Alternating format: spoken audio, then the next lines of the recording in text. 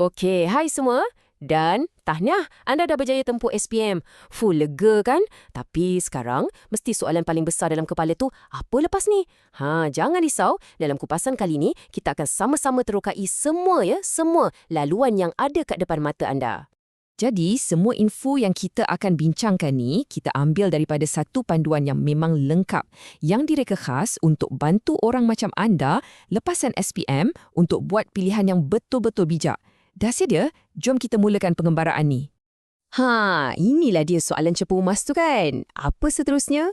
Tapi, cuba kita tukar sikit cara kita pandang soalan ni. Daripada rasa tertekan, apa kata kita anggap ia sebagai satu pintu gerbang.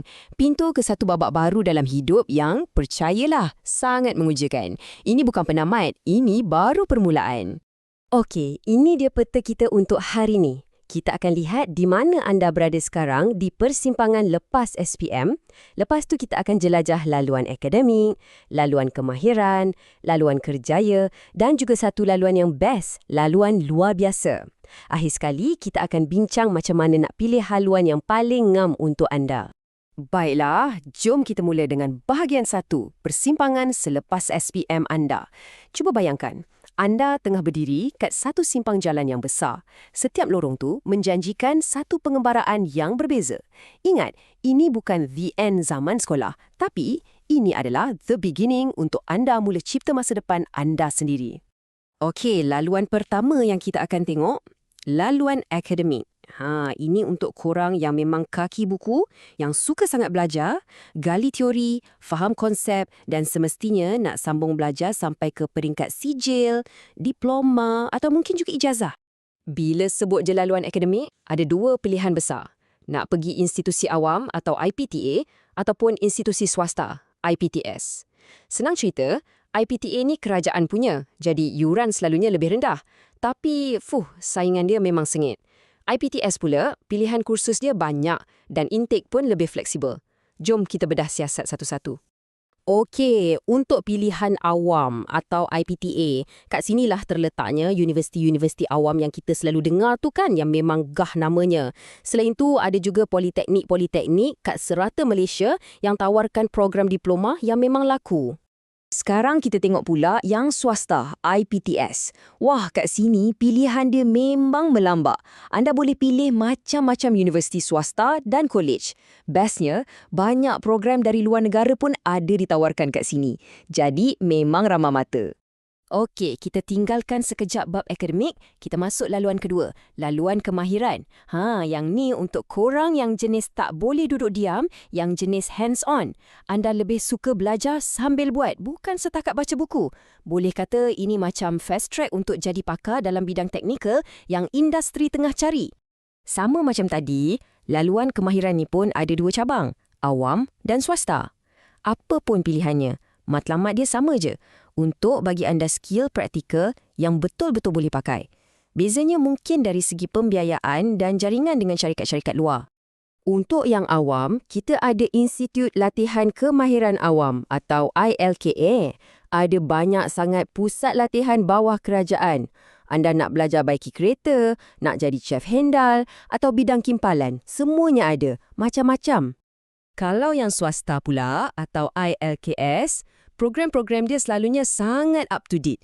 Maksudnya, ia direka khas ikut apa yang syarikat-syarikat tengah cari sekarang. Jadi, bila anda habis belajar, kemahiran anda tu memang segar dari oven dan sangat bernilai. Laluan nombor 3, ini untuk korang yang rasa, dah cukuplah belajar, saya nak kerja. Selamat datang ke laluan kerjaya. Tak ada lagi kelas, tak ada exam. Anda terus masuk alam pekerjaan, kumpul pengalaman dan yang paling penting, mula dapat gaji sendiri. Memang cari kerja ni nampak macam menakutkan sikit kan? Tapi kalau ada strategi, senang je. Nombor 1, tentukan target. Nak kerja kerajaan ke swasta? Nombor 2, cari lubang. Selalu-selalu jenguk portal kerja online atau surat khabar. Dan nombor 3, jangan tunggu lagi. Terus hantar permohonan. Kena proaktif. Dan laluan kita yang terakhir, yang ini special sikit. Untuk korang yang rasa jalan-jalan tadi tu macam biasa sangat, inilah laluan luar biasa. Laluan untuk si berani mati yang tak ikut orang, yang nak cipta jalan sendiri. Nombor 57. Nombor apa ni? Apa kaitan nombor ni dengan pilihan hidup anda? Misteri kan? Jom kita rungkai sama-sama. Inilah dia, menjadi seorang atlet atau pemain profesional. Ya, ini bukan main-main, bukan sekadar hobi petang-petang. Ini kerjaya. Ia perlukan disiplin yang gila-gila punya, komitmen 100% dan bakat yang memang luar biasa. Kalau sukan itu dah sebati dengan jiwa anda, mungkin inilah jalan anda. Pilihan kedua dalam laluan luar biasa ni, menjadi usahawan. Maksudnya, anda jadi bos anda sendiri. Anda yang punya idea. Anda yang jadikan ia kenyataan. Anda yang cipta jenama anda.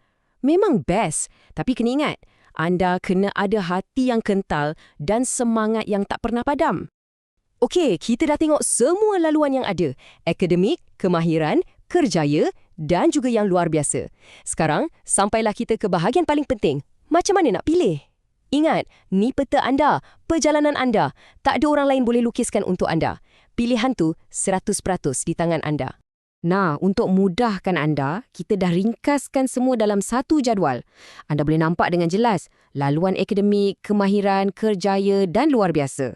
Di bawah setiap satu, ada pilihan awam, swasta atau lain-lain. Jadual ni macam cheat sheet anda. Gunakannya untuk banding beza dan fikirkan mana yang paling kena dengan jiwa anda. Abraham Lincoln pernah cakap, cara terbaik untuk meramal masa depan adalah dengan menciptanya. Betul kan? Apa yang anda pilih sekarang, itulah langkah pertama anda mencipta masa depan yang anda nak. Bukan sekadar pilih, tapi anda sedang membina. Jadi sekarang, soalan terakhir untuk anda. Peta dah ada kat tangan, so kat mana perjalanan anda akan bermula? Ambil masa, fikir betul-betul, dengar kata hati. Dan apapun pilihan anda, kami ucapkan selamat maju jaya.